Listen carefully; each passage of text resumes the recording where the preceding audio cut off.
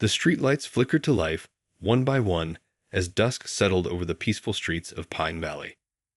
Officer Mike Chen was just beginning his evening patrol, sipping the last of his now cold coffee while keeping a watchful eye on the quiet suburban streets. After 15 years on the force, he knew every corner of this affluent neighborhood, from its perfectly manicured lawns to its expensive homes with their gleaming windows. Tonight felt different somehow. Maybe it was the unusual autumn chill in the air, or perhaps it was the way the shadows seemed to stretch longer across the pavement. Chen adjusted his collar and checked his watch. 7:45 p.m. Just another routine night, he thought to himself. That's when he spotted it. A sleek, black Range Rover with slightly tinted windows, cruising through the neighborhood. What caught his attention wasn't just the luxury vehicle itself, but the way it seemed to hesitate at each intersection, as if the driver was searching for an address. In this neighborhood, where everyone knew everyone, unfamiliar vehicles always warranted a second look. Chen straightened in his seat, years of training kicking in as he observed the vehicle's movements. The SUV rolled through a stop sign, not completely ignoring it, but not making the full stop required by law either.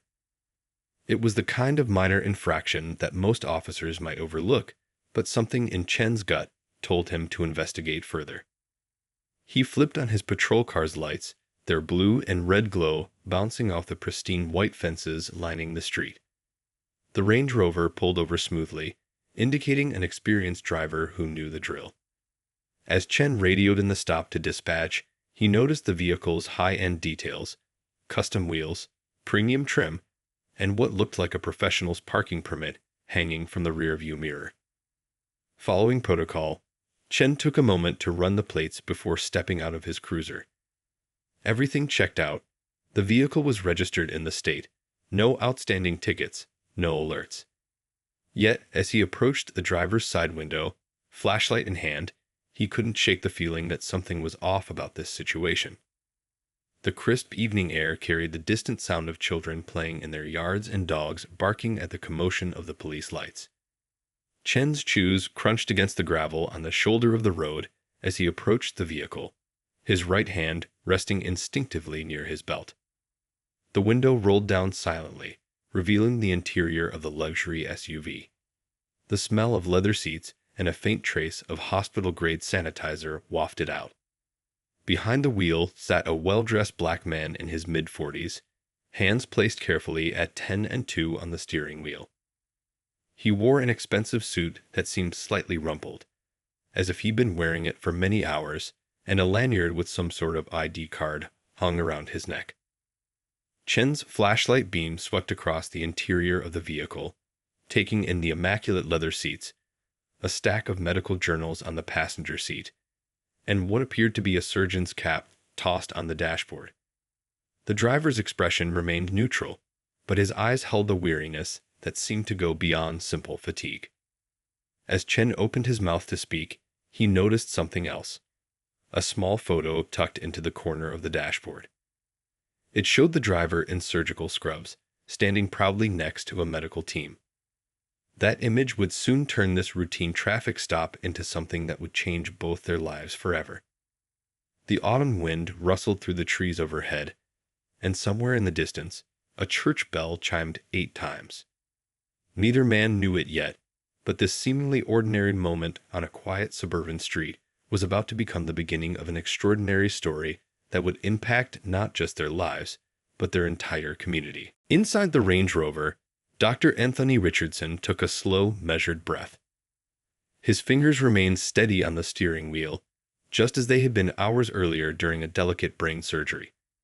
The clock on his dashboard read 8:05 p.m., marking hour 17 of what had already been an exhausting day at the hospital.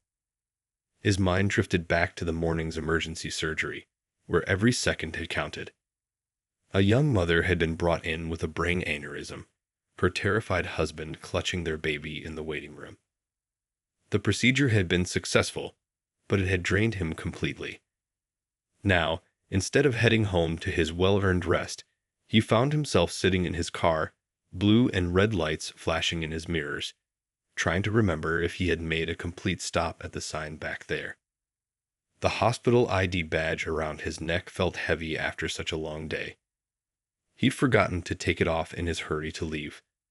There was another critical surgery scheduled for early tomorrow morning, and he needed whatever sleep he could get. The face in his ID photo smiled professionally.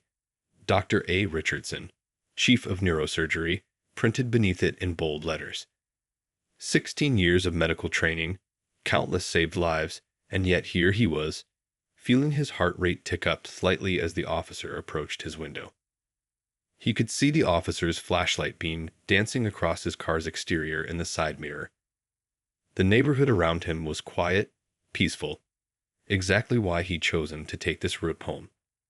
The main streets would be crowded with evening traffic, and after the intensity of today's surgery, he wanted a few moments of calm before facing his empty house. The photo on his dashboard caught his eye, the one from last month's hospital awards ceremony. His team had just completed their 1,000th successful brain surgery. In the picture, they all wore their surgical scrubs, tired but proud. Little moments like that kept him going through the hard days, reminding him why he'd chosen this path in life. A gentle evening breeze carried the scent of blooming jasmine through his open window. Somewhere nearby, a sprinkler system clicked on, its rhythmic sound mixing with distant children's laughter. Such a normal, peaceful evening in this upscale neighborhood. He'd been looking to buy a house here himself, attracted by the good schools and quiet streets. Now he wondered if that had been naive.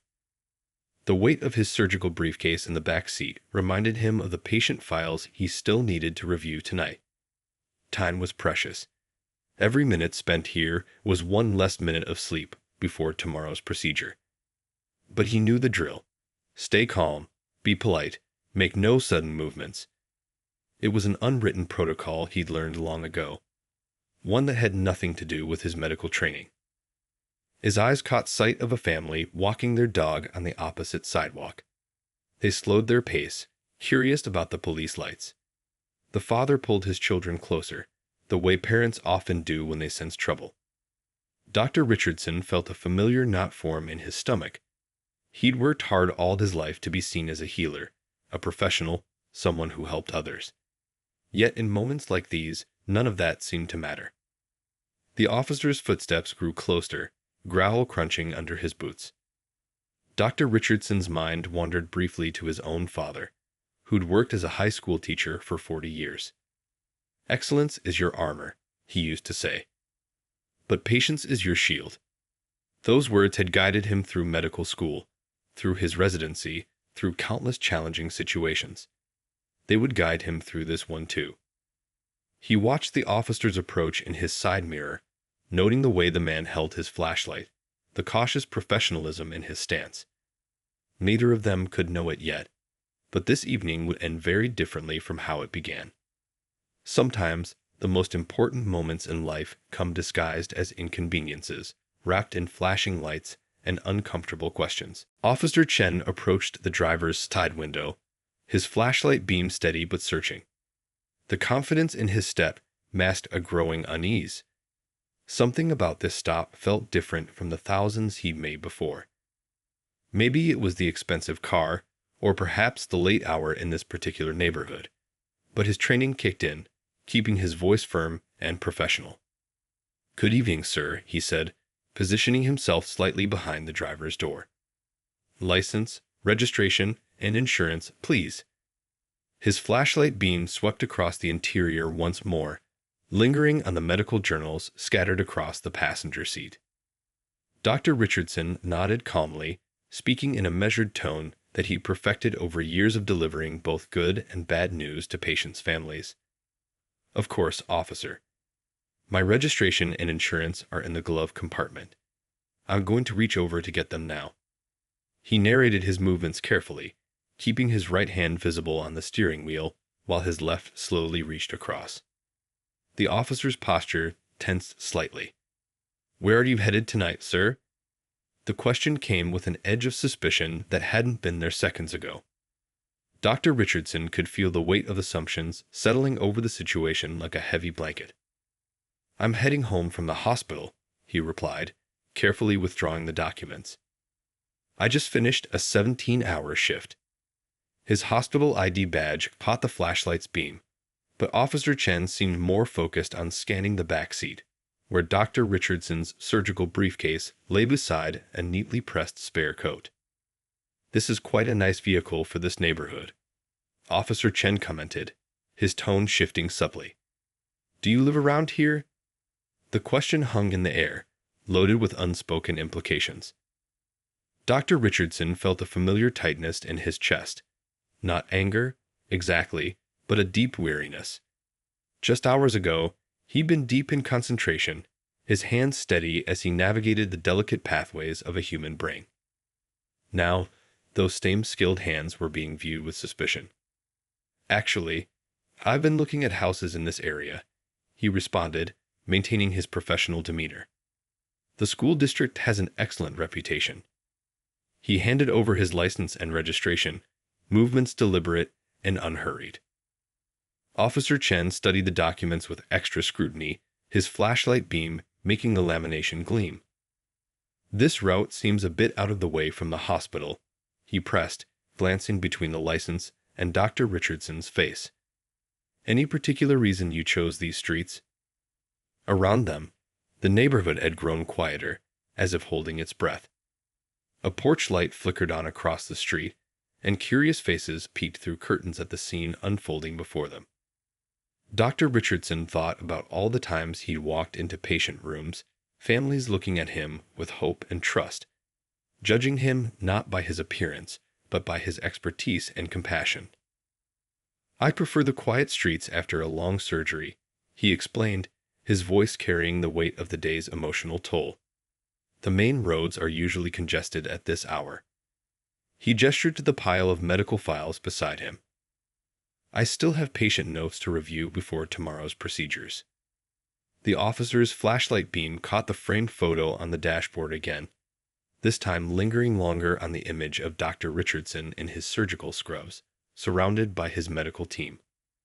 A slight furrow appeared in Officer Chen's brow as he processed what he was seeing. Step out of the vehicle, please, Officer Chen suddenly requested, his hand moving to rest near his belt. Keep your hands where I can see them. The words landed like a physical weight. Dr. Richardson closed his eyes for a brief moment, thinking of his father's words about patience being a shield. When he opened them again, his expression remained composed, though his heart raced beneath his wrinkled dress shirt. As he carefully reached for his door handle, the hospital ID badge swung forward, catching the light just right. The bold letters of his title and department seemed to glow in the darkness, about to trigger a revelation that would transform this tense moment into something neither man expected. As Dr. Richardson carefully stepped out of his Range Rover, the evening air felt unusually cold against his face.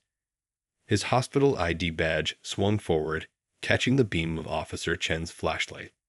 In that precise moment, something changed in the officer's expression. A flash of recognition that transformed his entire demeanor. The badge clearly showed Dr. Richardson's image in his white coat, but it was the name and title that made Officer Chen's breath catch in his throat. His flashlight beam trembled slightly as memories from 6 months ago came flooding back. The steady hands, the confident voice, the compassionate eyes, he'd seen them before, in a very different setting. Dr. Richardson. Officer Chen's voice had lost its edge of authority, replaced by something close to disbelief. From City General's neurosurgery department. The doctor stood perfectly still, his hands still visible at his sides. Yes, that's correct, he replied, studying the change in the officer's face. The tension in the air began to shift, like storm clouds parting to reveal unexpected sunshine. You... Officer Chen's voice cracked slightly. He lowered his flashlight, its beam now pointing at the ground. You operated on my mother. Mrs. Chen. The brain tumor case from this past spring. Understanding dawned on Dr. Richardson's face as he recalled the case. Mrs. Chen. Yes, of course. A complex meningioma removal. She was so worried about missing her granddaughter's piano recital. A small smile touched his lips as he remembered the elderly woman's determination during her recovery. Officer Chen's professional facade crumbled completely. "She made it to that recital," he said softly, his eyes growing moist in the darkness. 3 weeks after surgery, she was sitting in the front row, recording every minute on her phone. "The doctors had given her 6 months to live before we found you." The neighborhood seemed to hold its breath as the two men stood facing each other, the police lights still painting the scene in alternating red and blue. Somewhere in the distance, a dog barked, breaking the silence of the moment. "Your mother was an inspiration to our entire staff," Dr. Richardson said warmly, remembering the woman's infectious laugh during her follow-up visits. "She brought homemade dumplings to every post-op appointment. The nurses still talk about them." Officer Chen's hand, which had been resting near his belt, dropped to his side. "Those were her famous pork dumplings. She insisted on making them herself as soon as she could stand up again." He shook his head, looking at the ground. "She said the doctor who saved her life deserved her best recipe." The realization of what had just been happening, what could have happened, settled over both men like a heavy blanket. The medical journals on the passenger seat, the surgical scrubs visible in the back, the hospital ID badge. All these things suddenly took on a different meaning. "Dr. Richardson, Officer Chen started, then stopped, struggling to find the right words. The weight of his earlier suspicions pressed down on him as he remembered how he'd approached the vehicle, the assumptions he'd made, the way he'd questioned a man who had given his mother a second chance at life. The doctor watched the play of emotions across the officer's face, understanding the complexity of the moment. In the operating room, he was used to dealing with life-changing moments. Instances where everything could turn on a single recognition, a crucial decision, a moment of clarity.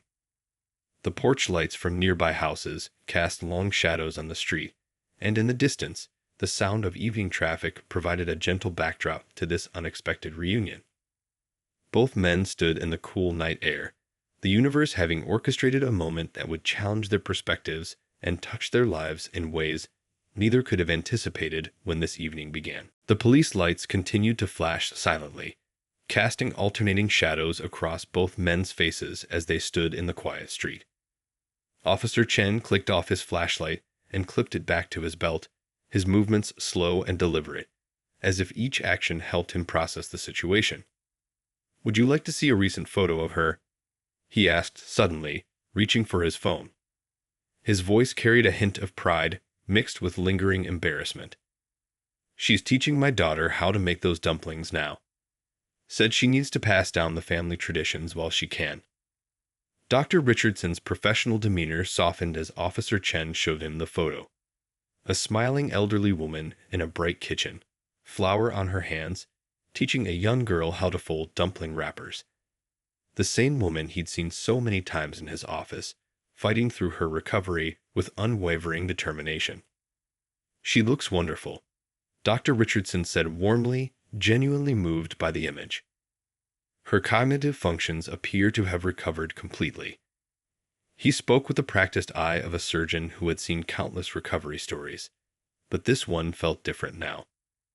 Officer Chen put his phone away, his hand trembling slightly. The weight of what had almost happened tonight pressed heavily on his conscience. Just minutes ago, he'd been viewing this man through a lens of suspicion, ready to escalate a routine traffic stop based on nothing more than unconscious bias. "I never got to thank you properly," he said, his voice thick with emotion. "That night, when they brought her in, the other hospitals had given up, said the tumor was too risky to remove. But you," he paused, collecting himself. "You sat with us for an hour, explaining every detail, every risk. You gave us hope when no one else would." A car drove past slowly, its headlights illuminating the scene briefly before moving on. The curiosity of the neighbors was palpable. Several porch lights had clicked on, and shadows moved behind curtained windows. But for these two men, the world had narrowed to this moment of recognition and reflection. Every patient deserves that hope, Dr. Richardson replied quietly. Every family deserves to know someone is fighting for their loved one. He thought about all the times he'd walked into consultation rooms, seeing the fear and judgment in people's eyes slowly transform into trust and relief as he explained their treatment options. Officer Chen nodded, understanding the deeper meaning behind those words.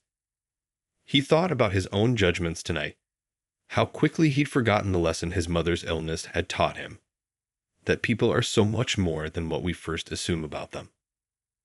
I was heading home to review files for tomorrow's surgery, Dr. Richardson said, gesturing to his briefcase in the back seat. Another tumor case, actually. A young father this time. He didn't mention how this stop had delayed him, how precious every minute of preparation could be. The revelation hit Officer Chen hard. Here was a man rushing home not from some suspicious activity, but from saving lives, heading home to prepare to save more. The same hands he viewed with suspicion were the ones that had skillfully navigated the delicate pathways of his mother's brain, giving her a second chance at life. The autumn wind rustled through nearby trees, carrying the sweet scent of blooming jasmine. In the distance, a siren wailed. Another emergency, another family perhaps about to face their own life-changing moment. Both men turned slightly at the sound, each understanding its significance from their own professional perspective. Doctor. Officer Chen started, then stopped, searching for the right words. How do you apologize for something so fundamental, so deeply ingrained that you didn't even realize you were doing it until it was almost too late? The gap between who he thought he was as an officer and how he'd actually behaved tonight seemed to stretch before him like a chasm. Officer Chen switched off his patrol car's flashing lights, plunging the street into the gentle glow of street lamps. The sudden quiet felt appropriate for what he needed to say. He took a deep breath, removed his cap, and held it in his hands, a gesture that made him look less like a police officer and more like a son who remembered sitting in a hospital waiting room, praying for his mother's survival. Dr. Richardson, he began, his voice carrying the weight of genuine remorse, I owe you more than just an apology. What happened here tonight? He gestured to the space between them, where tension had hung so heavily just minutes before. It wasn't right, and it wasn't worthy of the man who saved my mother's life. Dr. Richardson listened quietly, noting how the officer's formal posture had softened. The night air had grown cooler, and somewhere in the distance, crickets began their evening symphony. You know, Dr. Richardson said thoughtfully, in surgery, we have a saying. Trust the process, but question your assumptions. Every time I open a patient's skull, I have to remember that what I expect to find might not be what's actually there. He smiled gently. Life has a way of teaching us similar lessons, doesn't it? Officer Chen nodded, remembering how his mother had described waking up after surgery.